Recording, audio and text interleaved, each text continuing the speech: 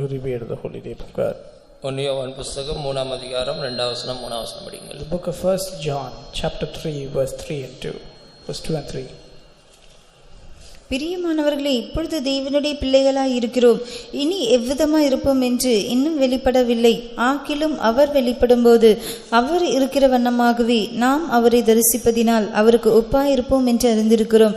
அவர் மேல் இப்படிப்பட்ட நம்பிக்கை வைத்திருக்கிறவன் எவனும் அவர் சுத்தமுள்ளவராய் இருக்கிறது போல தன்னையும் சுத்திகரித்துக் கொள்ளுகிறார். கர்த்தராகிய இயேசு கிறிஸ்து மத்திய ஆகாயத்தில் வெளிப்படும்போது அவர் இருக்கிற வண்ணமாகவே அவரை தரிசிக்க போகிறேன் என்ற நம்பிக்கை உள்ளவர்கள் இந்த பூமியில ஒவ்வொரு நாளும் அவர் சுத்தமுள்ளவராய் இருக்கிறது போல தங்களை சுத்திகரித்துக் கொள்ள வேண்டும். Those who have the hope that they will meet the Lord Jesus Christ as he is in mid-air, they will purify themselves with this hope. இந்த சுத்திகரிப்பு என்ற ஒரு பகுதிக்கு நம்முடைய வாழ்க்கையில மிகவும் முக்கியத்துவம் கொடுக்க வேண்டும். We need to give a lot of importance, a lot of emphasis to this part of sanctification. உலக பிரகாரமான எத்தனையோ காரியங்கள் நம்முடைய வாழ்க்கையில வந்தாலும் அவைகளுக்கு நம்ம முக்கியத்துவம் கொடுக்க கூடாது.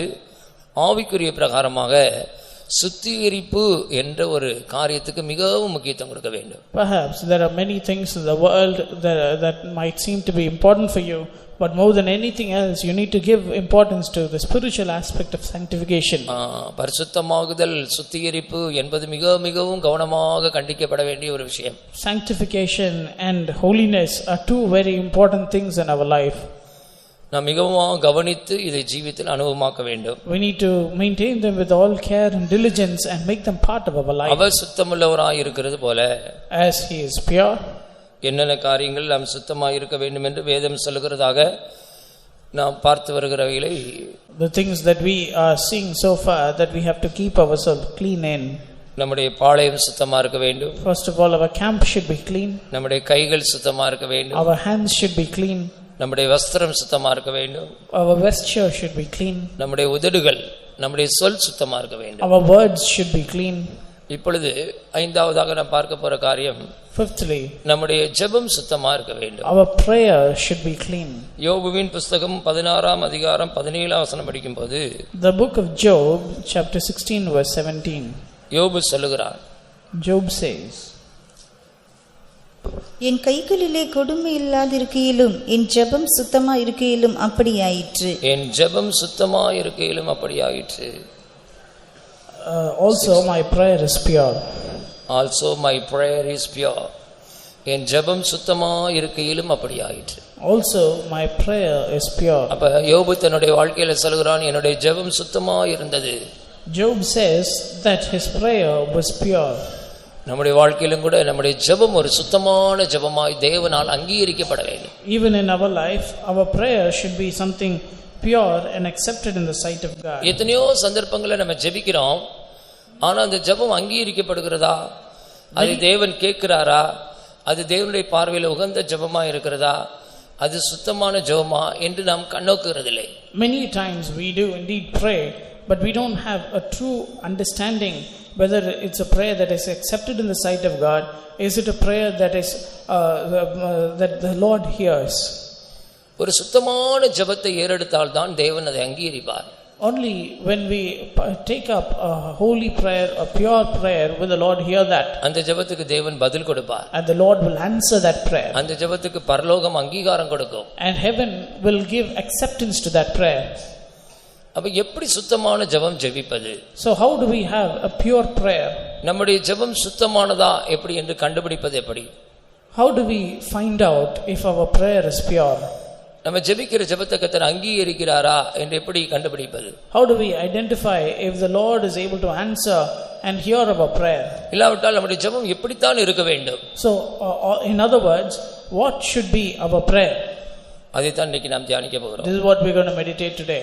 ஒரு தேவனுடைய பிள்ளையுடைய ஜெபம் சுத்தமா இருக்க வேண்டும் என்றால், for a child of God's prayer to be holy, அந்த ஜெபத்திலே சுத்தமல்லாத காரியங்கள் எல்லாம் எடுத்து போட வேண்டும். all the unholy things in that prayer should be removed. ஒரு ஜெபம் சுத்தமான ஜெபமா இருக்க வேண்டும் என்றால், if a prayer should be clean and pure, சுத்தமல்லாத காரியங்கள் அந்த ஜெபத்தில் இருக்க கூடாது. all the impurities should be removed from the prayer. ஒரு தேவனுடைய பிள்ளையினுடைய ஜெபத்தில் இருக்க கூடாத 10 காரியங்களை சொல்கிறேன். 10 impure things that should not be there in the prayer of a child of God. ஒரு தேவனுடைய பிள்ளையினுடைய ஜெபத்திலே இருக்க கூடாத 10 சுத்தமல்லாத காரியங்கள். 10 impurities that should not be found in the prayer of a child of God. ஒன்று அக்கிரம சிந்தை. First of all, thoughts of iniquity. சங்கீதம் 66:18 படியுங்கள். Psalm 66:18. 66:18. நான் அக்கிரம சிந்தை கொண்டிருந்தேனானால் தேவன் எனக்கு செவிகொடார். என் இருதயத்தில் அக்கிரம சிந்தை கொண்டிருந்தேன் ஆனால் ஆண்டவர் எனக்கு செவி கொடார். என் இருதயத்தில் அக்கிரம சிந்தை கொண்டிருந்தேன் ஆனால் ஆண்டவர் எனக்கு செவி கொடார். If I regard iniquity in my heart, the Lord will not hear me. சுத்தமான ஜெபம் என்றால் அந்த ஜெபத்திலே அக்கிரம சிந்தை இருக்க கூடாது. There should not be any thoughts of iniquity in the prayer if it should be holy and pure. ஜெபிக்க உட்கார்ந்துட்டு அக்கிரமமான காரியங்களை யோசிச்சிட்டே இருந்தா எப்படி? If you sit down to prayer and if you still meditate on iniquity, then how can that prayer be accepted? தவறான காரியங்கள், all evil things, வீணான காரியங்கள், the vain things, உலகத்துக்குரிய காரியங்கள், things pertaining to the world, மாம்சீகமான காரியங்கள், fleshy and carnal things, அருவருப்பான காரியங்கள், abominable things, அசுத்தமான காரியங்கள், filthy things, பொய்யான காரியங்கள், all lies, இச்சையான காரியங்கள், full of lust, கர்த்தருக்கு பிரியமில்லாத காரியங்கள், things that are displeasing to God, பரிசுத்தத்துக்கு அந்நியமான காரியங்கள், things contrary to holiness, தேவ சித்தத்துக்கு மாறான காரியங்கள், things contrary to the will of God, பாவ சிந்தனைகள், all the thoughts of sin, அக்கிரம நினைவுகள், all things of இதெல்லாம் நம்ம வச்சு imagination of wickedness. இதெல்லாம் வச்சுக்கிட்டு நம்ம ஜெபம் பண்ணா அந்த ஜெபம் சுத்தமான ஜெபம் அல்ல. When we keep all of these things inside and still pray, that is not a holy prayer. பொல்லாப்பர உன்னுடைய சிந்தையை கழுவு, உன்னுடைய இருதயத்தை கழுவு. Oh wicked man, cleanse your heart. அக்கிரம சிந்தை இருந்தால் தேவன் அந்த ஜெபத்துக்கு செவி கொடுக்க மாட்டார். If we regard iniquity in our heart, then the Lord will not hear that. அக்கிரமம் பாவம் நமக்குள்ள இருந்தால் அந்த ஜெபம் சுத்தமான ஜெபம் அல்ல. If we have iniquity and sin, that prayer is not holy. ஏசாயா 59:2 வாசித்து பாருங்கள். Isaiah 59:2.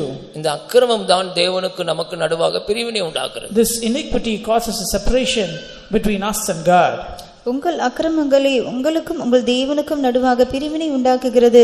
உங்கள் பாவங்களை அவர் உங்களுக்கு செவி கொடாதபடிக்கு அவருடைய முகத்தை உங்களுக்கு மறைக்கிறது. அவருடைய முகத்தை மறைக்கிற பாவங்கள், the sins that hide the Lord from our face, தேவனுக்கு நமக்கு நடுவாக பிரிவினை உண்டாக்குற அக்கிரமங்கள், the iniquities that cause a separation, a division between us and God. இந்த அக்கிரம சிந்தை, இந்த பாவம் நமக்குள்ள இருந்தால் அது சுத்தமான ஜெபம் அல்ல. If we have all the thoughts of iniquity, then it is not அந்த ஜெபத்தை கர்த்தர் அங்கீகரிக்கிறதில்லை. Neither does the Lord accept that prayer. அந்த ஜெபத்தை தேவன் ஏற்றுக்கொள்கிறதில்லை. The Lord will not regard that prayer. அந்த ஜெபத்துக்கு தேவன் பதில் கொடுக்கிறதில்லை. The Lord will not answer that prayer. அந்த ஜெபத்துக்கு தேவன் செவி கொடார். The Lord will not hear that prayer. ஜெபம் சுத்தமான ஜெபமா இருக்க வேண்டும் என்றால் முதலாவது அக்கிரமம் இருக்க கூடாது. If the prayer has to be pure, first of all there should not be any iniquity. அக்கிரம சிந்தை இருக்க கூடாது. There should not be any thought of iniquity. பாவம் இருக்க கூடாது. There should not be any sin. பாவம், அக்கிரம சிந்தை இருந்தால் தேவன் நமக்கு செவி கொடுக்க மாட்டார். If we have sin, if we have iniquity and the thought of iniquity, then the Lord will not hear us. நம்முடைய ஜெபம் சுத்தமான ஜெபம் அல்ல. Our prayer is not pure. இரண்டாவது, secondly, நம்முடைய ஜெபத்துல சுய நீதி இருக்க கூடாது. we should not allow self righteousness in our prayer. லூக்கா 18:9-12 வரைக்கும் படிக்கும்போது, Luke 18, அங்கே ஒரு பரிசேயனுடைய ஜெபத்தை குறித்து படிக்கிறோம். there we read the prayer of a Pharisee. அவன் தன்னை நீதிமான் என்று நம்பி அவன் ஜெபிக்கிறான். He believes that he is righteous and prays. தங்களை நீதிமான்கள் என்று நம்பி ஜெபம் பண்ணின சிலரை குறித்து இயேசு உவமையாக சொல்கிறார். As a parable, Jesus mentions about those who thought that they were pure and prayed. லூக்கா 18:9-12 வரை படிங்க. 9-12. அன்றியும் தங்களை நீதிமான்கள் என்று நம்பி மற்றவர்களை அற்பமாய் எண்ணின சிலரை குறித்து அவர் ஒரு உவமையை சொன்னார். 2 மனுஷர் ஜெபம் பண்ணும்படி தேவாலயத்துக்கு போனார்கள். ஒருவன் பரிசேயன், மற்றவன் ஆயக்காரன். பரிசேயன் நின்று, தேவனே, நான் பரிகாரர், அநியாயக்காரர், விபசாரக்காரர் ஆகிய மற்ற மனுஷரை போலவும் இந்த ஆயக்காரனை போலவும் இராததினால் உம்மை ஸ்தோத்திரிக்கிறேன். வாரத்தில் 2 தரம் உபவாசிக்கிறேன். என் சம்பாத்தியத்தை எல்லாம் தசமபாகம் செலுத்தி வருகிறேன் என்று தனக்குள்ளே ஜெபம் பண்ணினான். பண்ணினான். தன்னுடைய சுயநீதி தான் நம்பி அவன் ஜெபித்துக் கொண்டிருக்கிறான். He trusts in his own self righteousness and then தங்களை offers his prayer, நீதிமான்கள் என்று நம்பி மற்றவர்களை அற்பமாய் எண்ணுகிறவர்கள், believing in themselves that they are righteous and esteeming others low. அவருடைய ஜெபம் சுயநீதி நிறைந்த ஜெபம். Their prayer is full of self righteousness. இப்படிதான் அநேகர் ஜெபிக்கிறார்கள். This is how many pray. நான் நல்லா இருக்கிறேன், மத்த விசுவாசியை காட்டிலும் நான் ஒழுங்கா இருக்கிறேன், good, I am very good. I am much better than other believers. I am very good. மற்ற மனுஷரை போல கிடையாது நான். I am not like other men. உலகத்தார போல நான் விபச்சாரம் பண்றதில்ல. I don't commit fornication like the people of the world. நான் யாருக்கு அநியாயம் பண்றதில்ல. I have not defrauded anyone. யாருக்கு எந்த தீமையும் செய்யறதில்ல. I have not made any sin to anyone. அடுத்தவங்க பொருளுக்கு ஆசைப்படுறதில்ல. I have not coveted anyone. நான் ஒரு பரிகாரன் அல்ல, பறிமுதல் செய்கிறவன் அல்ல. I am not an extortioner. இந்த ஆயக்காரனை போல ஏமாத்துறவன் கிடையாது. Neither do I cheat like this publican. நான் நல்லா ஜெபிக்கிறேன். I am praying very well. உபவாசம் எடுத்து ஜெபிக்கிறேன். I am fasting and praying. தசம பாகத்துல எல்லாம் சம்பாத்தியத்துல எல்லாம் தசம பாகம் கொடுக்கிறேன். Out of all that I earn, I give tithes. தன்னுடைய நீதிகளை நம்பி அவன் ஜெபிக்கிறான். He trusts in his own self righteousness and praise. நம்முடைய ஜெபத்திலே நம்முடைய சுயநீதிகளை வெளிப்படுத்த கூடாது. In our own prayer we should not reveal our self righteousness. அப்படி சுயநீதியை நம்பி நீங்கள் ஜெபித்தால், If you trust in your self righteousness and pray, மத்தவங்க எல்லாம் ரொம்ப அற்பமா நினைப்பீங்க. then you will consider everyone of low esteem. பாருங்க, நிறைய விசுவாசிகள் மற்றவங்களை யாரையும் மதிக்கவே மாட்டாங்க. Many believers won't respect others. மற்றவங்க எல்லாம் தங்களை காட்டிலும் மேன்மையா நினைக்க மாட்டாங்க. They will not esteem others better than themselves. எல்லாரும் ரொம்ப அற்பமா, இழிவா, தரக்குறைவா, மட்டமா பேசுவாங்க. They will speak low of everyone else. ஏன் அப்படி அற்பமாய் மற்றவர்களை எண்ணுகிறார்கள்? Why do they consider others lower than them? தங்களை நீதிமான்கள் என்று எண்ணி நம்பி ஏமாந்து போகிறார்கள். Because they think within themselves they are righteous and they cheat themselves. நம்முடைய ஜெபத்திலே சுயநீதி இருக்க கூடாது. There should not be any self righteousness in our prayer. சுயநீதி நம்பி ஜெபித்தால், If we trust in self righteousness and pray, தேவன் நம்மை நீதிமான் என்று சொல்ல மாட்டார். then the Lord will not call us righteous. ஆயக்காரன் தான் நீதிமானாக்கப்பட்டவனாய் வீட்டுக்கு திரும்பி போனான். Only the publican went home being justified. இந்த பரிசேயன் அல்ல, Not this Pharisee. இந்த ஆயக்காரன் தான் நீதிமானாக்கப்பட்டு போனான். But this publican, he was justified. தேவன் ஒரு மனிதனை நீதிமானாக்க வேண்டும் என்றால், If the Lord has to make a man holy, அவன் தன்னுடைய ஜெபத்திலே சுயநீதியை நம்பி ஜெபிக்கிறவனாய் இருக்க கூடாது. he should not be a man who trusts his self righteousness. நமக்கு சுயநீதிகள் நிறைய இருக்கலாம்.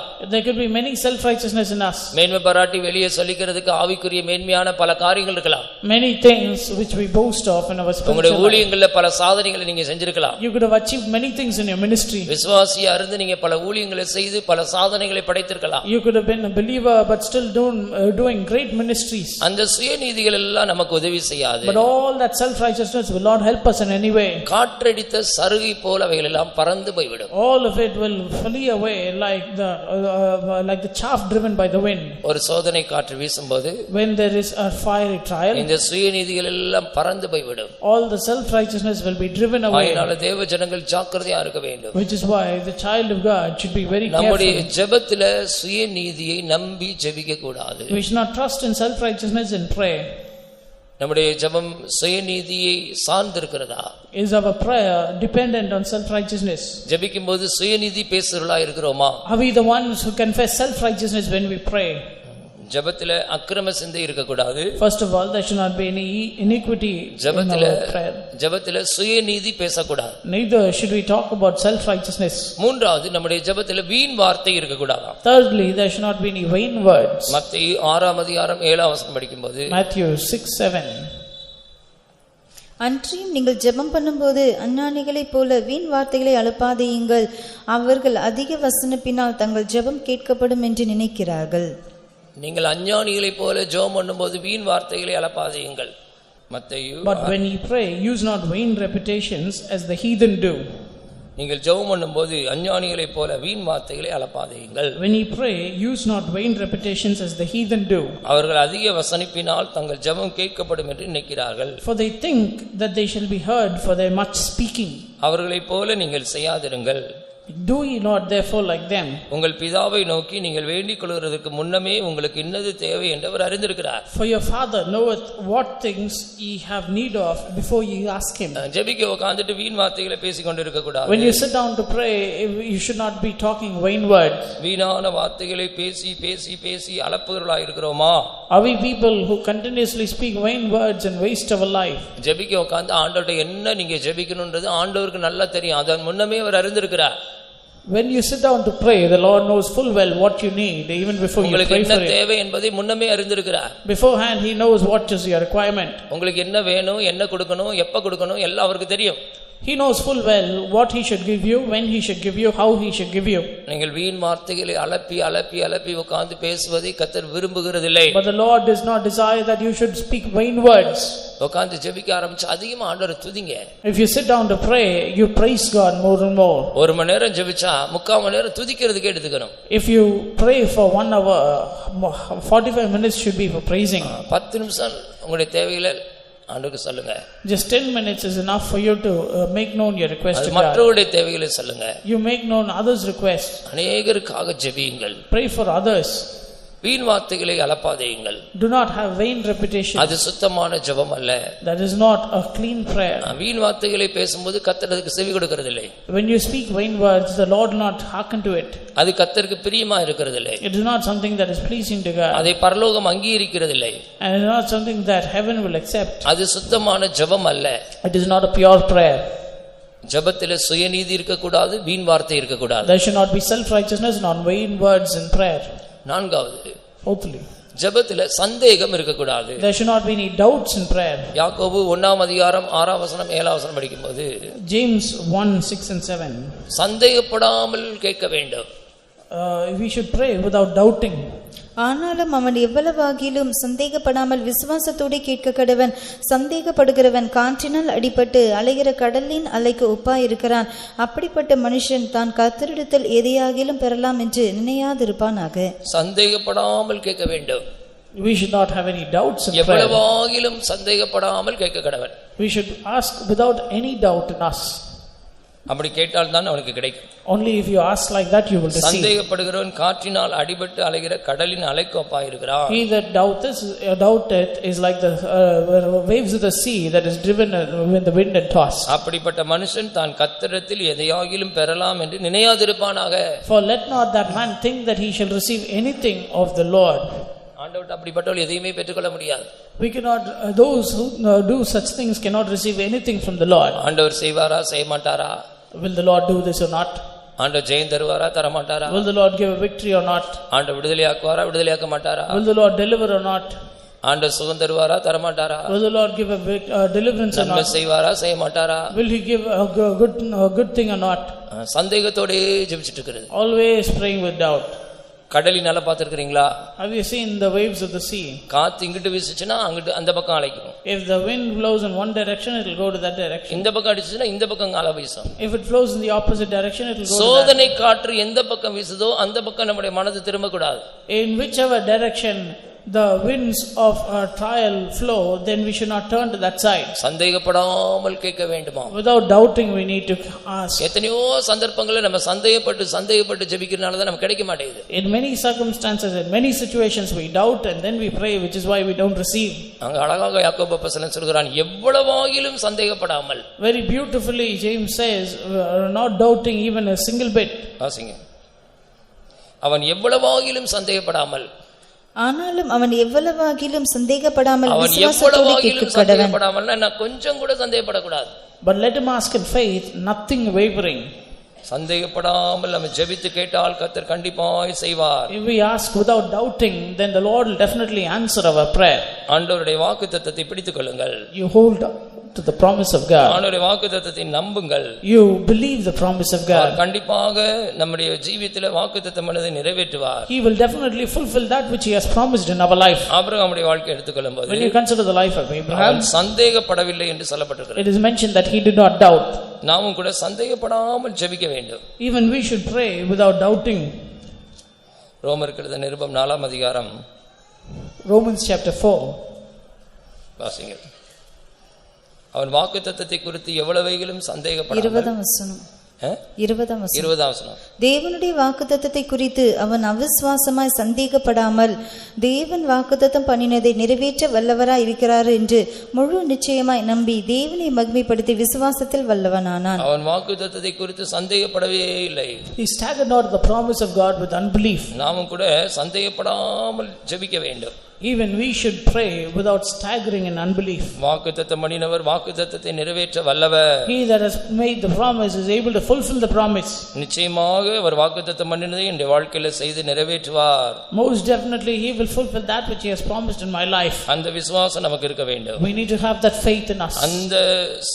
அந்த ஒரு நம்பிக்கை நமக்குள்ள இருந்தால், if we have that kind of hope, நாம் கேட்ட காரியத்தை கண்டிப்பாய் கர்த்தர் செய்வார். then the matter which we've asked the Lord, he will definitely fulfill it for us. ஹalleluya.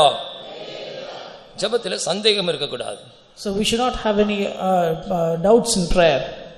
அடுத்து ஐந்தாவது, fifthly, ஜெபத்திலே மாய்மாலம் இருக்க கூடாது. there should not be any hypocrisy in prayer. மத்தேயு 5:14 படிக்கும்போது, Matthew 5:14, நீங்கள் மாய்மாலமாய் ஜெபிக்க கூடாது என்று சொல்கிறார். it is mentioned that you should not pray with hypocrisy. 5:14 6:5 மத்தேயு 6:5 படிக்கும்போது, Matthew 6:5, அன்றியும் நீ ஜெபம் பண்ணும்போது மாயக்காரரை போல் இருக்க வேண்டாம். மனுஷர் காணும்படியாக அவர்கள் ஜெப ஆலயங்களிலும் வீதிகளின் சந்திகளிலும் நின்று ஜெபம் பண்ண விரும்புகிறார்கள். அவர்கள் தங்கள் பலனை அடைந்து தீர்ந்ததென்று மெய்யாகவே உங்களுக்கு சொல்லுகிறேன். நீயோ ஜெபம் பண்ணும்போது உன் அறை வீட்டுக்குள் பிரவேசித்து உன் கதவை பூட்டி அந்தரங்கத்தில் இருக்கிற உன் பிதாவை நோக்கி ஜெபம் பண்ணு. அப்பொழுது அந்தரங்கத்தில் பார்க்கிற உன் பிதா வெளியரங்கமாய் உனக்கு பலன் அளிப்பார். அந்தரங்கமா தான் ஜெபம் பண்ணணுமா? you should pray in secret. எல்லாரும் பார்க்கும்படியாக நீ வெளியரங்கமாய் ஜெபிக்க வேண்டாம். You should not pray so that everyone outwardly is seeing your prayer. இந்த மாயக்காரர் என்ன செய்கிறார்கள்? You know what the hypocrites do? மனுஷர் காணும்படியாக ஜெப ஆலயங்களிலும் வீதிகளின் சந்திகளிலும் நின்று ஜெபம் பண்ண விரும்புகிறார்கள். They desire to pray so that men should see their prayer from every place. அவர்கள் தங்கள் பலனை பூமியிலேயே அடைந்து தீர்ந்து விட்டார்கள். They have received their reward in this earth itself. நீயோ ஜெபம் பண்ணும்போது, but when thou prayest, உன் அறை வீட்டுக்குள் பிரவேசித்து உன் கதவை பூட்டி அந்தரங்கத்தில் இருக்கிற உன் பிதாவை நோக்கி ஜெபம் பண்ணு. You should go into the closet when thou hast shut thy door, pray to thy Father. மாய்மாலமாய் ஜெபிக்கிறவர்கள், மாய்மாலமாய் ஜெபிக்கிறவர்கள் வெளியரங்கமாக எல்லாரும் பார்க்கும்படி ஜெபிக்கிறார்கள். They that pray with hypocrisy, they pray so that everyone outwardly should see them pray. பரிசேயரை குறித்து சொல்லப்பட்டிருக்கிறது. Concerning the Pharisees it is mentioned. மத்தேயு 23:14 படிக்கும்போது, Matthew 23:16, 23:14 அவர்கள் பார்வைக்கு நீண்ட ஜெபம் பண்ணி விதவைகளுடைய வீடுகளை பட்சித்து போடுகிறார்கள். They make long prayers and they devour widow's house. அவர்களுக்கு ஐயோ என்று சொல்கிறார். Woe unto them. மாயக்காரராகிய வேதபாரகரே, பரிசேயரே, உங்களுக்கு ஐயோ! பார்வைக்காக நீண்ட ஜெபம் பண்ணி விதவைகளின் வீடுகளை பட்சித்து போடுகிறீர்கள். இது நிமித்தம் அதிக ஆக்கினை அடைவீர்கள். மாயக்காரராகிய வேதபாரகரே, பரிசேயரே, உங்களுக்கு ஐயோ! Woe unto you, ye hypocrites, Pharisees and Sadducees! பார்வைக்காக நீண்ட ஜெபம் பண்ணுகிறீர்கள். For name's sake you make a long prayer. விதவைகளுடைய வீடுகளை பட்சித்து போடுகிறீர்கள். But you devour widow's house. இது நிமித்தம் அதிக ஆக்கினை அடைவீர்கள். Therefore you shall receive a greater damnation. சாதாரண ஆக்கினை அல்ல. Not a normal damnation. அதிக ஆக்கினை. But a greater damnation. யார் இவர்கள்? To whom? மாயக்காரராகிய வேதபாரகர்கள், பரிசேயர்கள். To the hypocrites, the scribes and the Pharisees. Hypocrites, மாயக்காரர்கள், மாய்மாலமாய் ஜீவிக்கிறவர்கள். These the hypocrites who live a life that is full of hypocrisy. அதனால அவங்களுடைய ஜெபமும் மாய்மாலமா இருக்குது. Which is why their prayer is also full of hypocrisy. வெளியில பார்வைக்காக நீண்ட ஜெபம் பண்ணுகிறார்கள். For pretense they speak big prayers. வீதிகளில் நின்று ஜெபிக்கிறார்கள். They pray in the streets. மனுஷர் காணும்படியாக சந்தை வெளிகளில் நின்று ஜெபிக்கிறார்கள். They pray in the streets so that men can see them. வெளியரங்கமாய் அப்படி ஜெபிக்கிறார்கள், ஆனால் கர்த்தர் அதை ஏற்றுக்கொள்கிறதில்லை, அங்கீகரிக்கிறதில்லை. Outwardly they do indeed pray, but the Lord does not accept that prayer. அவர்களுக்கு ஐயோ என்று சொல்கிறார். Woe unto them, says the Lord. அவர்கள் பூமியிலே தங்களுடைய பலனை அடைந்து தீர்ந்து விட்டார்கள். On earth they have got all that they wanted. அப்ப நம்முடைய ஜெபத்திலே மாய்மாலம் இருக்க கூடாது. So there should not be any hypocrisy in our life. அந்தரங்கத்திலே அறை வீட்டை பூட்டிக்கொண்டு நாம் ஜெபிக்க வேண்டும். We have to shut the closet and pray in secret. அறைக்குள்ள உட்கார்ந்து ஜெபிச்சா அம்பலத்தை அசைச்சலாமா? If you sit inside a closet and pray, you're going to shake the entire world. Room அடைச்சு போட்டு நீங்க ஜெபிச்சு பாருங்க, முழு உலகத்தையும் அசைச்சலாம். You shut your door and start praying that you can shake the entire world. வீதி வீதியா தெரு தெருவா எல்லாரும் பார்க்கணுன்றதுக்காக போய் நின்னுகிட்டு பெரிய நீண்ட ஜெபம் பண்ணணும்னு அவசியம் இல்லை. You don't have to go street by street, make big prayers and make everyone hear that prayer. மனுஷர் காணும்படியாக நீங்கள் செய்கிற ஜெபங்கள் பார்வைக்கு நீண்ட ஜெபம் பண்ணுகிறதெல்லாம் மாய்மாலமான ஜெபம். All the prayers that you make very long before men for the sake of pretense, all of that is hypocritical prayer. நம்முடைய ஜெபத்தில் மாய்மாலம் இருக்க கூடாது. There should not be any hypocrisy in our prayer. ஆறாவது, நம்முடைய ஜெபத்தில் சுயம் இருக்க கூடாது. There should not be any self in our prayer. Mark 13:58 படிங்கள். இயேசுவின் ஜெபத்தை பாருங்கள். Look at the prayer of Jesus. Gethsemane தோட்டத்தில் இயேசு ஜெபிக்கும்போது, when Jesus prayed in the garden of Gethsemane, அவர் சொல்கிறார், என்னுடைய சித்தத்தின்படி அல்ல, not according to my will, O Lord, உம்முடைய சித்தத்தின்படியே ஆக கடவது, but let thy will be done. 26:39. சற்று அற்புறம் போய் முகம் குப்புற விழுந்த என் பிதாவே, இந்த பாத்திரம் என்னை விட்டு நீங்க கூடுமானால் நீங்கும்படி செய்யும், ஆகிலும் என் சித்தத்தின்படி அல்ல உம்முடைய சித்தத்தின்படியே ஆக கடவது என்று ஜெபம் பண்ணினார். மத்தேயு 26:39 அப்படி அவிதமாய் வாசிக்கிறோம். Matthew 26:39. என்னுடைய சித்தத்தின்படி அல்ல ஆண்டவரே, not my will, O Lord, உம்முடைய சித்தத்தின்படியே ஆக கடவது, but let it be according to your will. பிதாவை பார்த்து ஜெபிக்கிறார். Looking unto the Father he is praying. என்னுடைய சித்தம் ஒண்ணு வேண்டாம், I don't need my will. சுயத்தை அவர் பலியாக்கி விட்டார். He crucified the self. நாமும் கூட ஜெபம் பண்ணும்போது, ஆண்டவரே என்னுடைய சித்தம் ஒண்ணு நடக்க வேண்டாம். That is why we also pray, Lord, not my will, உம்முடைய சித்தத்தின்படி ஆக கடவது. let it be according to your will. இந்த வார்த்தையை சொல்லி சொல்லி சொல்லி டெய்லி ஜெபிக்கிறோம். And every day we need to pray like that. எனக்கு விருப்பம் இருக்குது, I desire, ஆனா என்னுடைய விருப்பம் நடக்க வேண்டாம். but not my will, O Lord. என்னுடைய வாஞ்சை நிறைவேற வேண்டாம். I don't need my will to be fulfilled. என்னுடைய சித்தத்தின்படி அல்ல, not my will. சிலர் வந்து ஜெபிக்கும் போது பிடிவாதமா தான் சொல்ற காரியத்தை ஆண்டவர் செய்யணும்னு நினைப்பாங்க. Some people will be very stubborn, expecting what they pray to happen. எனக்கு இவ்வளவு பணம் வேணும் ஆண்டவரே, Lord, I need so much money, எனக்கு இந்த காரியத்தை முடிச்சு கொடுக்கணும் ஆண்டவரே, you have to fulfill this matter for me. இப்படி சில காரியங்களை பிடிவாதமாய் கேட்பார்கள். For certain things they'll be very stubborn. ஒருவேளை அது ஆண்டவருடைய பார்வையில பொல்லாப்பா இருக்கலாம். Maybe in the sight of God it is evil. அதுல நீங்க பிடிவாதமா நிக்க கூடாது. You should not be stubborn in before for that matter. பிரசங்கி 8:3 வாசிக்கிறோம், பொல்லாத காரியத்தில் பிடிவாதமாய் நில்லாதே. That is what we read in the book of Ecclesiastes 8:3. நீ அவன் சமூகத்தை விட்டு விலக துரிதப்படாதே, பொல்லாத காரியத்திலே பிடிவாதமாய் நில்லாதே. பொல்லாத காரியத்தில் பிடிவாதமாய் நில்லாதே. Do not be stubborn in an evil thing. அவன் தனக்கு இஷ்டமானதெல்லாம் செய்வான். பொல்லாத காரியத்துல பிடிவாதமா நிக்க கூடாது. We should not be standing firm in an evil thing. ஒருவேளை ஆண்டவருடைய பார்வையில் அது பொல்லாப்பான காரியமா இருந்துச்சுன்னா, maybe it is something that is evil in the sight of God. அதுல போய் நம்ம பிடிவாதமா இருக்கலாமா? Can we be stubborn for that? ஆண்டவருடைய சித்தத்துக்கு ஒப்பு கொடுங்க. Let us surrender to the will of God. என்னுடைய சித்தத்தின்படி அல்ல ஆண்டவரே, Lord, not my will, உம்முடைய சித்தம் எனக்குள்ள நடக்கட்டும். but let your will be done in me. என்னுடைய வாழ்க்கையின் ஒவ்வொரு அம்சத்திலும் உம்முடைய சித்தம் நிறைவேறட்டும். Lord, let your will be fulfilled in each and every part of my body. இயேசு சொல்கிறார், Jesus says, இந்த பாத்திரம் நீங்க கூடுமானால் நீங்கட்டும். Lord, if thou wilt, then let this cup be removed அது from அவருடைய me. விருப்பம். That is your will. அது அவருடைய விருப்பம். That is his will.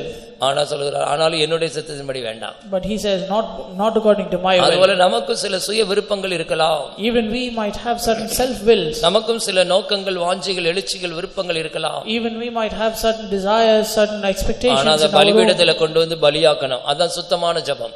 But we have to surrender ourselves as sacrifice in him. That is the clean prayer. அது நம்முடைய சுய விருப்பங்கள் எல்லாம் பலிபீடத்துல கொண்டு வந்து பலியாக்கணும். அதான் சுயமற்ற ஜெபம். We need to take all of our self will and put it on the Calvary and burn it. That is the prayer from Calvary. நம்ம விரும்புறதெல்லாம் நடந்துருச்சுன்னா நம்ம அதிர்ஷ்டசாலிகள். If everything that we desire happens, then we are extremely lucky. நம்ம விரும்புறதெல்லாம் நடக்கலன்னா நம்ம மிகுந்த அதிர்ஷ்டசாலிகள். And if something that we don't expect is happening, then we are even more blessed.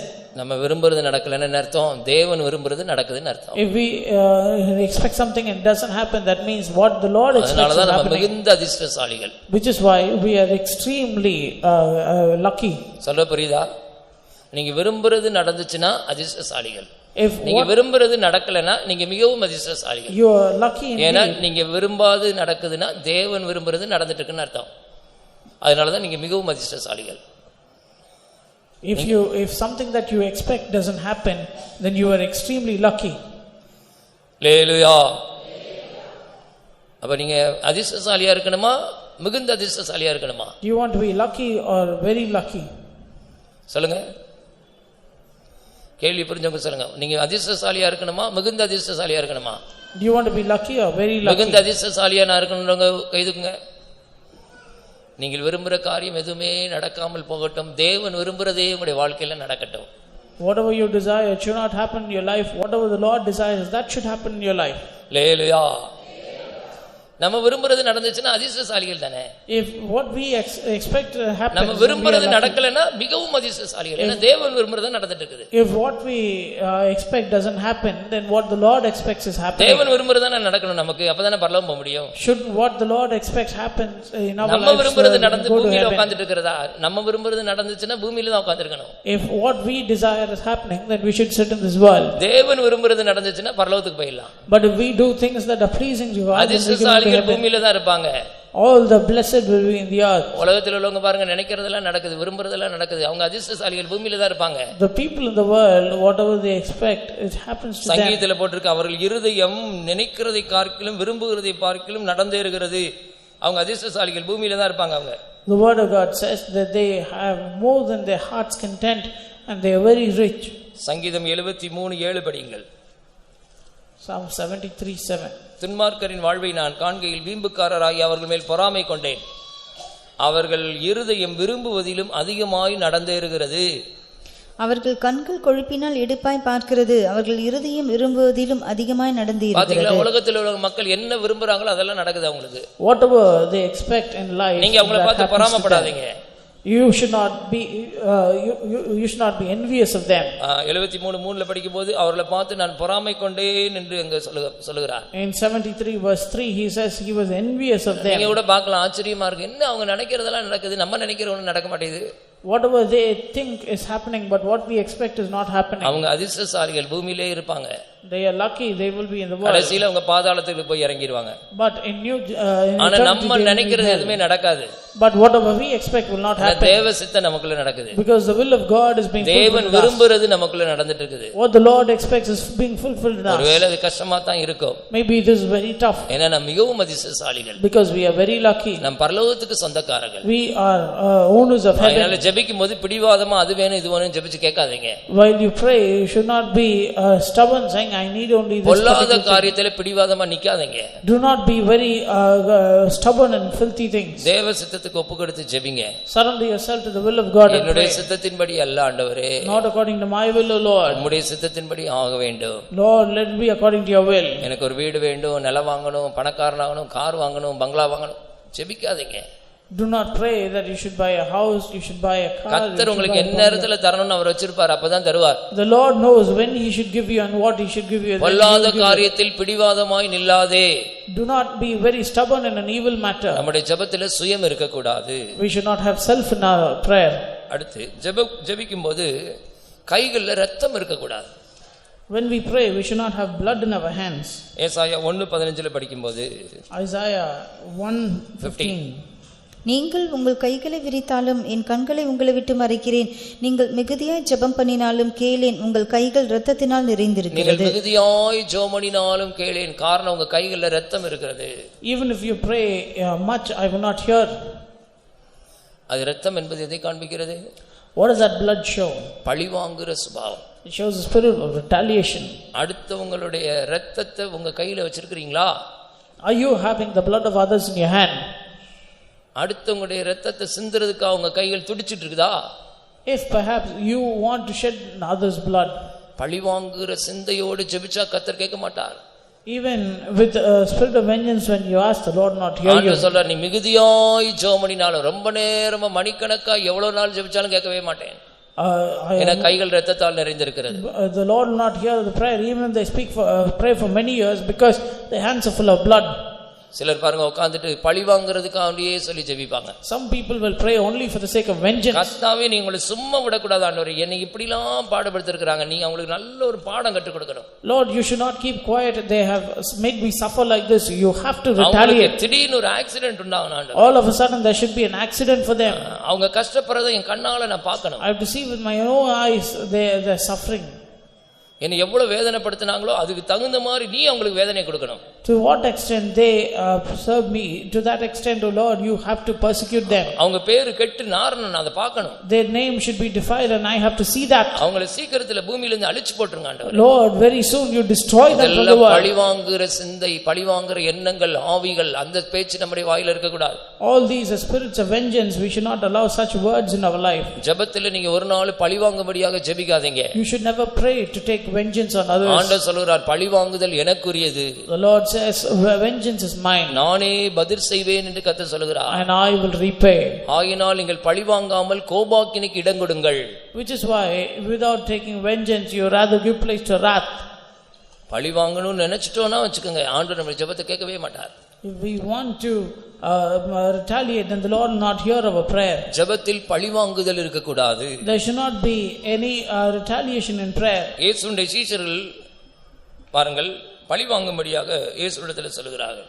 When you consider the disciples of Jesus, they ask him to take vengeance on someone. லூக்கா 9:52 லிருந்து 55 வரைக்கும் படித்து பாருங்கள். Luke chapter 9 verse 15. அங்கே அவள் சொல்லுகிற காரியம் என்ன? வானத்திலிருந்து அக்கினியை இறக்கி இவர்களை நாங்கள் அழித்து போட உமக்கு சித்தமான்னு கேட்கிறாங்க. They ask him saying, are thou willful for us to bring down fire from heaven and burn them? யாக்கோபும் யோவானும் ரெண்டு சீஷர்கள் அப்படி ஆண்டவரிடத்தில் கேட்கிறார்கள். Both James. ஏன் கேட்கிறாங்க தெரியுமா? You know why? அந்த ஊரார் இயேசுவை ஏற்றுக்கொள்ளலையா, அதனால இவங்களுக்கு பழி வாங்கணும்னு என்ன? Because the people of the land did not accept Jesus, which is why they are full of wrath. 52 லிருந்து படிங்கள். தமக்கு முன்னாக தூதர்களை அனுப்பினார். அவர்கள் போய் அவருக்கு இடத்தை ஆயத்தம் பண்ணும்படி சமாரியருடைய ஒரு கிராமத்திலே பிரவேசித்தார்கள். அவர் எருசலேமுக்கு போக நோக்கமாய் இருந்தபடியினால் அவ்வூரார் அவரை ஏற்றுக்கொள்ளவில்லை. அவருடைய சீஷராகிய யாக்கோபும் யோவானும் அதை கண்டபோது, அந்த ஊரார் வந்து இயேசுவை ஏற்றுக்கொள்ளாதனால யாக்கோபுக்கும் யோவானுக்கும் ரொம்ப கோபம். Because of the people who do not accept them into their houses, both James and John were full of wrath. எப்படி இயேசுவை அவங்க ஏத்துக்கொள்ளாம போச்சு? How could they not accept Jesus? அவர் நன்மை செய்கிறவராய் சுற்றி திரிகிறவர். He is someone who is moving about doing good. பிசாசுகளை துரத்துகிறவர். He is chasing devils. வியாதியஸ்தரை சுகமாக்குறவர். He is cleansing the sick. அநேக அற்புதங்களை செய்கிறவர். He is doing great wonders and miracles. செத்தவர்களை உயிரோடு எழுப்புகிறவர். He is able to cause the dead to rise up. குஷ்டரோகிகளை சுத்தமாக்குறவர். He is able to cleanse the wicked. திமிர்வாதக்காரரை சுகமாக்குறவர். He cleansed the man of infirmity. இப்படிப்பட்ட ஒரு அருமையான இயேசுவை இந்த ஊரார் எப்படி ஏற்றுக்கொள்ளாம போனாங்க? How can this people not accept this wonderful Jesus? அந்த ஊரார் மேலே உங்களுக்கு ரொம்ப கோபம். They were full of their wrath was யாக்கோபும் யோவானும் அதை கண்ட உடனே, when James and John saw that, ஆண்டவர்ட்ட கேக்குறாங்க பாருங்க. They asked the Lord, ஆண்டவரே, எலியா செய்தது போல வானத்திலிருந்து அக்கினி இறங்கி இவர்களை அழிக்கும்படி நாங்கள் கட்டளையிட உமக்கு சித்தமா என்று கேட்டார்கள். இவருடைய ஜெபத்தை பாருங்களேன். ஆண்டவரே, எலியா செய்தது போல வானத்திலிருந்து அக்கினி இறங்கி இவர்களை அழிக்கும்படி நாங்கள் கட்டளையிட உமக்கு சித்தமா? This is the prayer. Lord, wilt thou that we command fire to come down from heaven and consume them even as Elias did? அவங்களுக்கு கோபம் வந்துருச்சு. ஆண்டவர் வானத்திலிருந்து அக்கினி அனுப்பணும். The Lord should send the fire from heaven. அக்கினி வந்து இவங்க எல்லாரையும் பச்சிச்சு போடணும். And the fire should devour them. இயேசுவுக்கு என்ன சொன்னார் தெரியுமா? You know what Jesus said? 55 56. அவர் திரும்பி பார்த்து, நீங்கள் என்ன ஆவி உள்ளவர்கள் என்பதை அறியீர்கள். உங்களுக்கு என்ன ஆவி இருக்குன்னு தெரியுமா? பழிவாங்குற ஆவி இருக்குது. இந்த ஆவி இருக்க கூடாது. You know what manner of spirit you have? You have the spirit of retaliation. You should not have that. 56. மனுஷகுமாரன் மனுஷருடைய ஜீவனை அழிக்கிறதற்கு அல்ல, ரட்சிக்கிறதற்கே வந்தார் என்றார். அதன் பின்பு அவர்கள் வேறொரு கிராமத்துக்கு போனார்கள். மனுஷகுமாரன் மனுஷருடைய ஜீவனை அழிக்கிறதற்கு அல்ல, ரட்சிக்கிறதற்கே வந்தார். For the Son of Man is not come down to destroy men's lives. ஒருத்தரும் கெட்டு போது ஆண்டவருக்கு சித்தம் கிடையாது. It is not the will of God that any man should perish. எல்லாரும் மனம் திரும்ப வேண்டும் என்று சொல்லி ஒரு நீடிய பொறுமையா இருக்கிறார். But he is very patient so that everyone should repent. உங்களுக்கு விரோதமா துரோகம் பண்ணி இருந்தாலும் பரவாயில்லை, நீங்க அவங்களை மன்னிக்கணும். Even if someone has sinned against you, you should still forgive them. உங்களுக்கு தீமை செஞ்சிருக்கலாம். They could have sinned against you. உங்களை துன்பப்படுத்தி இருக்கலாம். They could have persecuted you. உங்களை சபிச்சிருக்கலாம். They could have cursed you. உங்களை நிந்திச்சிருக்கலாம். They could have spoken reproachfully against you. சத்துருவா மாறி இருக்கலாம். They could have become your enemies. அவங்களை நீங்க மன்னிக்கணும். but you should forgive them. சத்துருக்களை சிநேகியுங்கள். You have to love your enemies. பகைக்கிறவர்களுக்கு நன்மை செய்யுங்கள். Do good to them those who despise you. சபிக்கிறவர்களை ஆசீர்வதியுங்கள். You have to bless them that curse you. நிந்திக்கிறவர்களுக்காக ஜெபம் பண்ணுங்கள். You have to pray for those who despitefully use you. துன்பப்படுத்துறவர்களுக்காக ஜெபம் பண்ணுங்கள். You have to pray for those who persecute you. அதை விட்டுட்டு போய் பழி வாங்க போனீங்கன்னா உங்களுடைய ஜெபத்தை கேட்க மாட்டார்.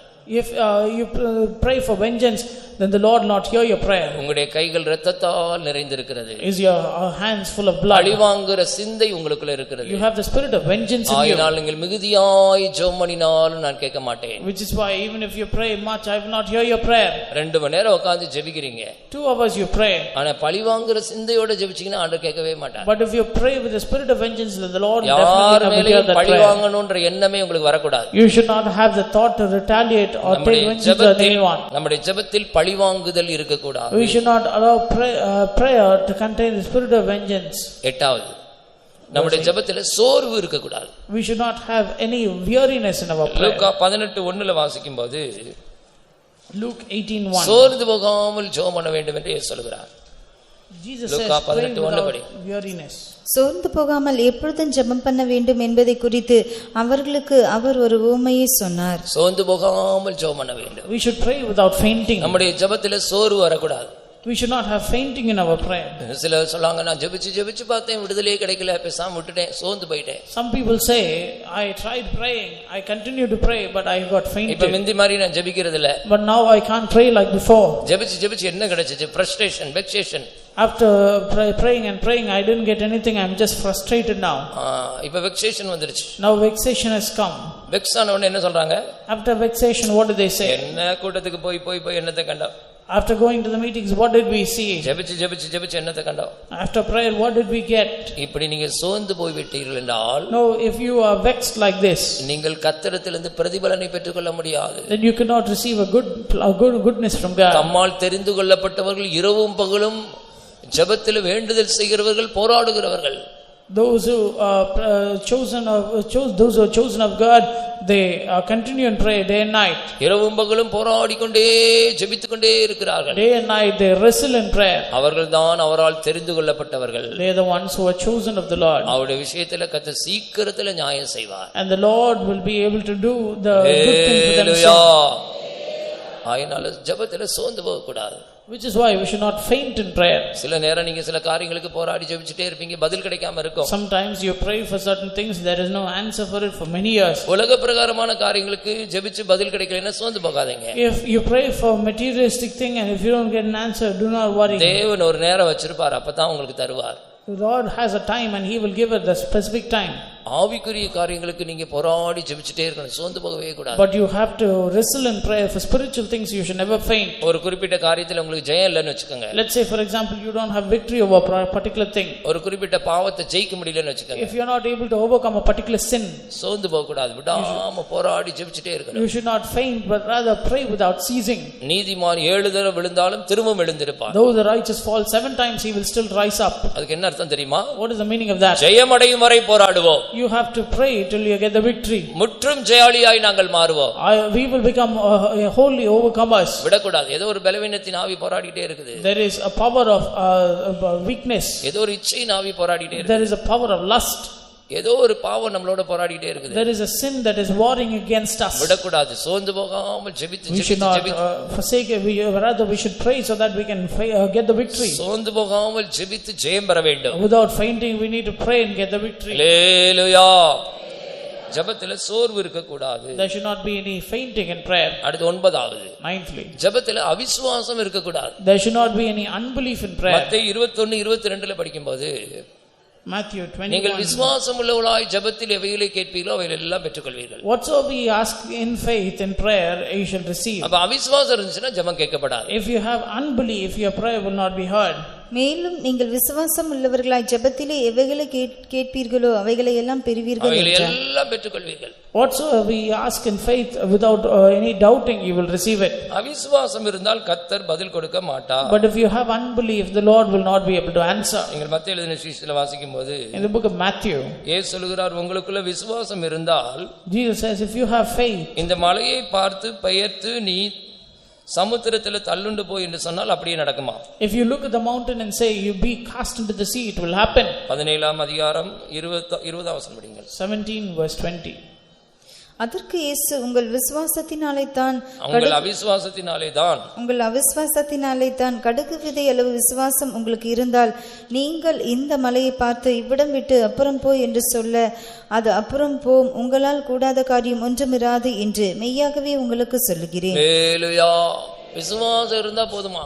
If you have faith, it is enough. ஜெபத்துல என்ன கேட்டாலும் கர்த்தர் அதை செய்வார். Whatever you ask in prayer, the Lord will give you that. கடுகு விதையில விசுவாசம் இருந்தா போதும். If you have a faith as a grain of mustard seed, that is enough. கடுகு விதையை பத்தி பாத்திருக்கீங்களா? Have you seen a grain of mustard seed? அதுக்குள்ள உள்ள எந்த நுண் துளையும் இருக்காது, நல்ல உறுதியா இருக்கும். It will be very firm.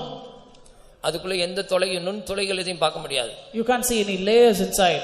நல்ல கெட்டியா உறுதியாக இருக்கும். அதுபோல உறுதியான விசுவாசம் இருக்க வேண்டும். It will be very firm. We need to have a firm faith like that.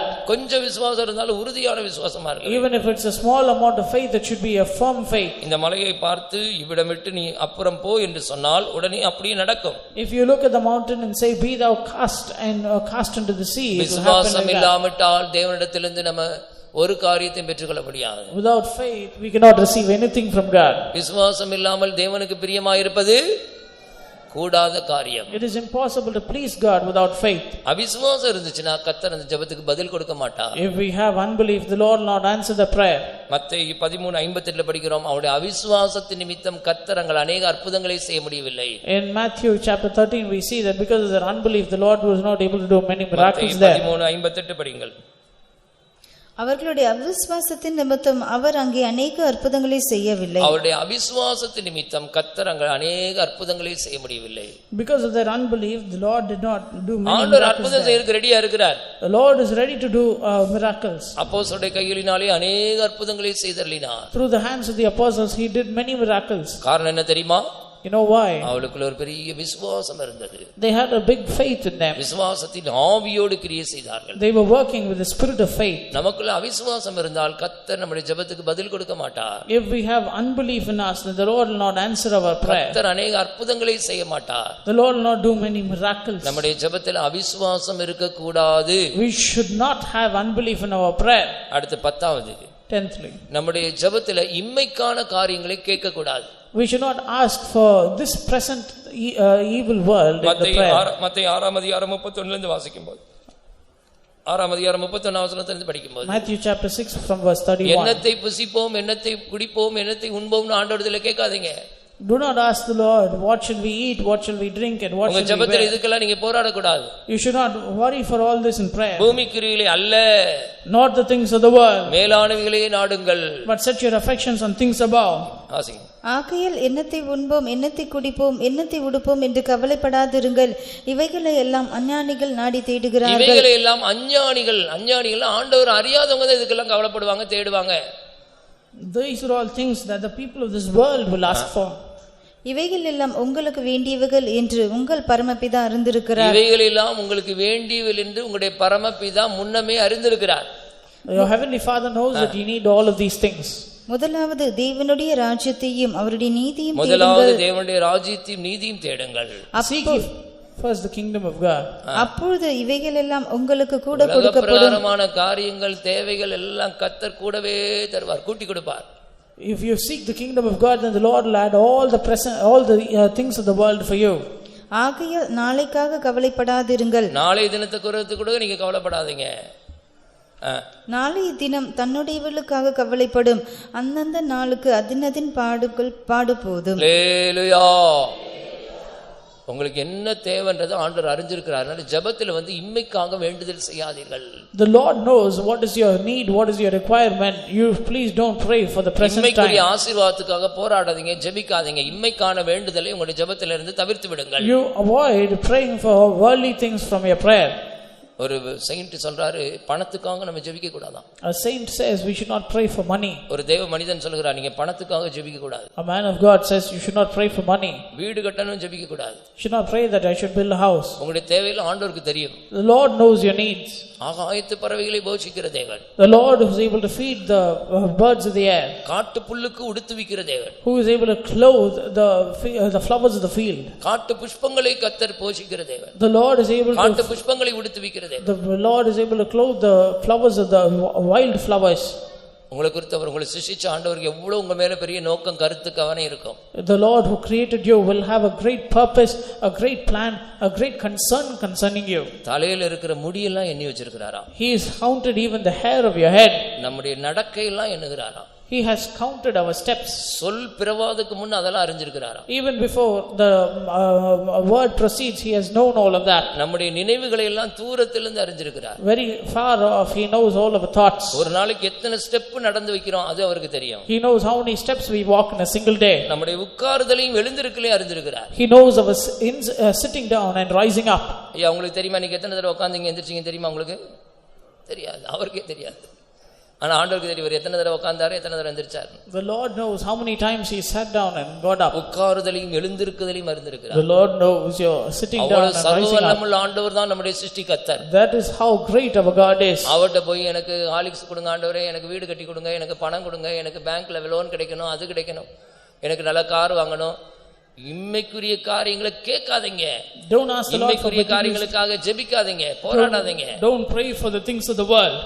பைபிள்ல தெளிவா சொல்லி இருக்குது. Very clearly written. கொலோசியர் 3:2ல படிச்சு பாருங்க. பூமிக்குரியவைகளை அல்ல, not the things of the world, மேலானவைகளை தேடுங்கள் நாடுங்கள். set your affections on things above. ஆண்டவர் அருவருக்கிறார். உனக்கு என்ன தேவைன்னு ஆண்டவருக்கு தெரியும். The Lord knows what you need. உனக்கு என்ன நேரத்துல எப்ப கொடுக்கணும் எது கொடுக்கணும் எல்லாம் தெரியும். He knows what he should give you, when he should give you, how he should give you.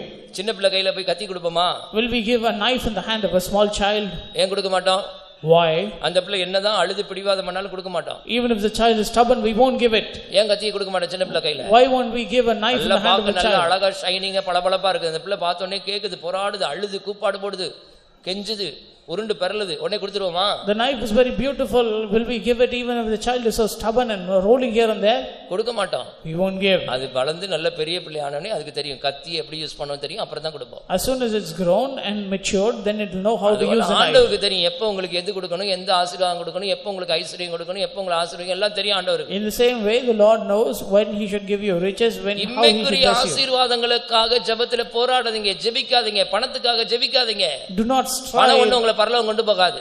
Do not strive, do not be stubborn for the sake of the materialistic blessing. It will not take you to heaven. நல்ல ஒரு சத்தியத்தை புரிஞ்சுக்கங்க, பணத்துக்கும் பரலோகத்துக்கும் சம்பந்தமே கிடையாது. Understand a good truth, there is no connection between money and heaven. இம்மைக்காக மாத்திரம் கிறிஸ்துவின் மேல நம்பிக்கை வச்சிருந்தா மற்ற மனுஷர்களை பரிதபிக்கப்படத்தக்கவர்கள். You are of all men most miserable if you trust the Lord only for the present evil world. பணத்துக்காக, வேலைக்காக, படிப்புக்காக, ஆஸ்திக்காக, சொத்துக்காக, சம்பாத்தியத்துக்காக, இம்மைக்குரிய ஆசீர்வாதத்துக்காக ஆண்டவரிடத்தில் ஜெபிக்காதீங்க. Do not pray for only the blessing of this present evil world. இவைகள் எல்லாம் அஞ்ஞானிகள் நாடி தேடுகிறார்கள். All these things do the Gentiles. அஞ்ஞானிகள் ஆண்டவர் அறியாதவங்க இதெல்லாம் நாடி தேடுகிறார்கள். They are the ones who do not know God. முதலாவது தேவனுடைய ராஜ்யத்தின் நீதி தேடுங்கள். But seek ye first the kingdom of God and his righteousness. ஆண்டவர் உங்களுக்கு கூட கொடுப்பேன்னு சொல்றார். And all these things shall be added unto you, says the Lord. தனிமையானவர்களுக்கு வீடு வாசல் ஏற்படுத்தி கொடுக்கிறாரா? He is able to give even a house for those who don't have. சாலமோனுக்கு சொல்கிறார், கேளாத ஐஸ்வரியத்தை நான் உனக்கு தருகிறேன். And to Solomon he is saying, I will give you riches which you have not asked. கேளாத சம்பத்தையும் கனத்தையும் உனக்கு தருகிறேன். I will give you great riches and honor that you haven't asked me. எல்லா ஆண்டவரிடத்துல நீங்க கேட்க வேண்டியது ஆவிக்குரிய காரியங்களை தான் கேட்கணும். The only thing that you need to ask the Lord is spiritual things. பூமிக்குரியல இல்ல, மேலானவைகளை தேடுங்கள், மேலானவைகளை நாடுங்கள். Not the worldly things but the things above. இங்கிலீஷ்ல அழகா இருக்கு, set your affection on things above. உன்னுடைய affection, உன்னுடைய நேசம், பாசம் எல்லாம் மேலான காரியங்கள் மேல தான் வைக்கணும். Beautifully translated in English, set your affection on things above. ஐயோ எல்லா கூட்டத்துக்கு நான் போணுமே. Oh, I have given all things. எல்லா கூட்டத்துக்கு நான் போணுமே. I have to go for all the meetings. நான் நல்ல உபவாசம் எடுக்கணுமே. I should take fasting. மணிக்கணக்கா முழங்கால்ல ஜெபிக்கணுமே. For many hours I need to be on the knees and pray. நான் நல்ல சுத்திகரிக்கணுமே. I should be thoroughly sanctified. நிறைய Bible படிக்கணுமே. I need to read the word of God. அதிகமான நேரம் கர்த்தரோட I need to spend a lot of time with my Lord. கர்த்தருக்குரிய காரியங்களுக்காக கவலைப்படு. You should worry about the things pertaining to God. அதுதான் கர்த்தருடைய ஜெபத்தை அங்கீகரிப்பார். அதுதான் சுத்தமான ஜெபம். Only through that the Lord will accept your prayer. உன்னுடைய ஜெபத்திலே 10 காரியங்கள் இருக்க கூடாது. 10 things should not be found in your prayer. ஜெபிக்கும்போது அக்கிரம சிந்தை இருக்க கூடாது. When you pray you should not have thoughts of iniquity. ஜெபிக்கும்போது வீண் வார்த்தை இருக்க கூடாது. Should not have vain words. ஜெபிக்கும்போது சுய நீதி இருக்க கூடாது. Should not have self righteousness. ஜெபிக்கும்போது சந்தேகம் இருக்க கூடாது. Should not have doubts. ஜெபிக்கும்போது மாய்மாலம் இருக்க கூடாது. You should not have hypocrisy. ஜெபிக்கும்போது சுயம் பிடிவாதம் இருக்க கூடாது. You should not have self pride. ஜெபிக்கும்போது பழிவாங்குதல் இருக்க கூடாது. Should not have revenge revenge in your life. ஜெபிக்கும்போது சோர்வு வர கூடாது. You should not be weary. ஜெபிக்கும் போது அவிசுவாசம் இருக்க கூடாது. You should not have unbelief. ஜெபிக்கும் போது இம்மைக்குரிய காரியங்களுக்கான வேண்டுதல் இருக்க கூடாது. You should not pray for things of this world. இந்த ஜெபம் தான் சுத்தமான ஜெபம். This is a clean prayer. இந்த ஜெபத்தை கர்த்தர் முகர்ந்து பார்க்கிறார். சுகந்த தூபம். ஜெபம்ன்றது ஒரு சுகந்த தூப வர்க்கம். And this இந்த ஜெபத்தை ஆண்டவர் அப்படி நுகர்ந்து பார்க்கிறார். ஆகா, என் பிள்ளை ஜெபிக்கிற ஜெபம் எனக்கு உகந்த ஜெபமா இருக்கிறது. This prayer is a sweet smelling savor to the Lord and he smells it. சில பொருளை நம்ம முகர்ந்து பார்க்கறோம், பிடிக்கலாம் அப்படி மூஞ்சி சுளிச்சிட்டு போயிடும். Some things are not very favorable to our our nose. தேவையில்லாதெல்லாம் ஜெபிச்சிட்டு இருந்தீங்கன்னா ஆண்டவர் அப்படியே திருப்பிட்டு போயிடுவார். If you pray things that are not favorable to God, he will ஒரே abhor வார்த்தை it. சொல்வார், நீ மிகுதியாய் ஜெபம் பண்ணினாலும் நான் கேளேன். He will say one word, even if you pray a lot, I will not hear. நீ hear. எவ்வளவுதான் நீ ஜெபிச்சாலும் நான் கேட்க மாட்டேன். No matter how much you pray, I will not listen. வேதத்தை கேளாதபடி தன் செவியை விலக்குறவனுடைய ஜெபம் அருவருப்பானது. He that turns away his prayer from the word of God, his prayer is an abomination. நீதிமொழி 28ஆம் அதிகாரத்தில் படிச்சு பாருங்கள். வேதத்தை கேளாதபடி தன் செவியை விலக்குறவனுடைய ஜெபம் அருவருப்பானது. He that does not hear the word of God and prays, his prayer is an abomination to ஆவிக்குரிய God. காரியங்களுக்காக ஜெபிங்க. You pray for spiritual things. பரிசுத்தத்துக்கான காரியங்களுக்காக ஜெபிங்க. Pray for holiness. தேவ சித்தத்துக்கான காரியங்களுக்காக ஜெபிங்க. Pray for things pertaining to the will of God. கிறிஸ்துவின் தெய்வீக சுபாவத்தை பெற்றுக்கொள்ளணும் ஜெபிங்க. Pray so that you can receive the holy natures of Christ. அழிந்து போத ஆத்துமாக்களுக்காக ஜெபிங்க. Pray for the perishing souls. பரிசுத்தவான்களுக்காக ஜெபிங்க. Pray for the saints of God. தேசத்தின் ரட்சிப்புக்காக ஜெபிங்க. Pray for the salvation of the land. வியாதியஸ்தர்களுக்காக ஜெபிங்க. Pray for the sick. ஜெயில்ல இருக்கிறவங்களுக்காக ஜெபிங்க. Pray for those who are in jail. அனாதைகள், கைம்பெண்கள், திக்கற்றவைகள், விதவைகள், அனாதை ஒடுக்கப்பட்டவங்களுக்காக ஜெபிங்க. Pray for the orphans, pray for the fatherless and pray for the widows. விசேஷமா விசுவாச குடும்பத்தாருக்காக ஜெபிங்க. Especially they of the household of faith. உங்களுடைய ஜெய ஜீவியத்துக்காக ஜெபிங்க. Pray for your victorious life. எத்தனை காரியங்கள் ஜெபிக்க வேண்டியிருக்கு. அதை விட்டுட்டு எதுக்கு உலக பிரகாரமான காரியங்களுக்காக உலகத்தார போல ஜெபிச்சிட்டு இருக்கீங்க? How many things you have to pray for, but still you are still praying for the worldly things. மனம் திரும்புங்கள். Repent. உங்களுடைய ஜெபம் சுத்தமா இருக்கட்டும். Let your prayer be holy. கர்த்தருடைய சமூகத்தில் கண்களை மூடுவோம். Let us close our eyes in the presence of God. முழங்கால் படிட்டு கண்ணீரோடு ஆண்டவரிடத்தில் சொல்லுங்கள். Those possible be on your knees and confess ஜெபத்தை Jesus. நீர் அங்கீகரிக்க வேண்டும். Lord, accept my prayer. ஜெபம் உடைய சமூகத்தில் பிரீதியாய் காணப்பட வேண்டும். Lord, let my prayer be pleasing in your sight. வாயின் வார்த்தையில் இருதயத்தின் ஞானம் உடைய சமூகத்தில் பிரீதியாய் காணப்பட வேண்டும். Let the words of my mouth and the meditation of my heart be acceptable in thy sight. அங்கீகரிப்பீராக. Lord, accept my prayer. ஜெபத்தை நீர் ஆசீர்வதிப்பீராக. Lord, bless my prayer. ஜெபத்தை நீ ஏற்றுக்கொள்வீராக. Accept my prayer, O Lord. ஜெப தூப வர்க்கம் உடைய சமூகத்தில் பிரீதியாய் வரட்டும். Lord, let my prayer be in a sweet incense in your presence. வாயை திறந்து சொல்லிக் கொண்டே இருங்கள். Open your mouths and confess. எனக்கு அக்கிரம சிந்தை வேண்டாம். Lord, I don't need thoughts of ஜெபத்திலே iniquity. சுய நீதி வேண்டாம். I don't need self righteousness in my prayer. வார்த்தை வேண்டாம். I don't need vain words. சந்தேகம் வேண்டாம். I don't need doubts. மாய்மாலம் வேண்டாம். I don't need hypocrisy. சுயம் வேண்டாம். I don't need self. பிடிவாதமான ஜெபம் வேண்டாம். I don't need a stubborn prayer. என்னுடைய கைகளில் இரத்தம் வேண்டாம். I don't need blood in my hands. பழிவாங்குற சுபாவம் வேண்டாம். I don't need a nature of revenge. சோர்வு வேண்டாம். I don't need weariness. அதைரியம் வேண்டாம். I don't need unbelief. அவிசுவாசம் வேண்டாம். I don't need doubts. இம்மைக்கான காரியங்களுக்காக நான் ஜெபிக்க வேண்டாம். I should not pray for the present evil world. நான் கர்த்தருக்கு அடுத்த ஜெபம் செய்வேன். Lord, I will pray தேவ சித்தத்தின்படியான காரியங்களுக்காக ஜெபிப்பேன். I will pray for things according to the will of God. வேதம் சொல்லுகிற காரியங்களுக்காக ஜெபிப்பேன். I will pray for the things written in the word of God. ஜீவிப்பதற்காக நான் ஜெபிப்பேன். I will pray so that I can live according to the truth. பரிசுத்தவான்களுக்காக ஜெபிப்பேன். I will pray for the servants of God. தேசத்தின் ரட்சிப்புக்காக ஜெபிப்பேன். I will pray for the salvation of the land. வீணான காரியங்களுக்காக ஜெபிக்க மாட்டேன். I will not pray for vain things. என் ஜெபத்தை நீ சுத்திகரியும். Lord, sanctify my என் ஜெபம் prayer. சுத்தமான ஜெபமாய் மாறட்டும். Let my prayer be clean. இதோ நம்முடைய ஜெப தூப வர்க்கத்தை கர்த்தர் முகர்ந்து பார்க்கிறார். The Lord is smelling the incense of our prayer. சுகந்த தூபம். It is a sweet smelling savor. நம்முடைய ஜெபம் சுகந்த தூபமாய் தேவ சந்நிதியிலே போய் ஏறட்டும். Oh, let our prayer be a sweet smelling savor in the sight of God. அங்கீகரிக்கட்டும். And may the Lord accept it. கர்த்தர் பரலோகம் அங்கீகரிக்கட்டும். May our prayer be accepted by heaven. பரிசுத்தமான ஜெபமாய் மாறட்டும். Let our prayer be a holy prayer. சுத்தமான ஜெபம் உள்ளவர்கள் தான் சுத்திகரிக்கப்படுகிறார்கள். Only those who have a clean prayer that are accepted our of God. சுத்தமுள்ளவராய் இருக்கிறது போல As he is holy, தங்களை சுத்திகரித்துக் கொள்கிறவர்கள். those who sanctify themselves. சுத்தமான ஜெபம் உள்ளவர்கள். Those who have a holy prayer. அவங்க சுத்தமான பாளையத்தில் இருக்கிறார்கள். They have a holy camp. சுத்தமான கைகள் உள்ளவர்கள். They have holy hands. சுத்தமான வஸ்திரம் தரித்திருக்கிறார்கள். They have holy garments. சுத்தமான உதடுகள் உள்ளவர்கள். They have holy lips. சுத்தமான ஜெபம் உள்ளவர்கள். And they have holy prayer. எல்லாரும் சுத்திகரித்துக் கொள்ளுங்கள். Let us all sanctify அவர் ourselves. சுத்தமுள்ளவராய் இருக்கிறது போல நம்மை சுத்திகரித்துக் கொள்ளுவோம். Let us sanctify ourselves as he is holy.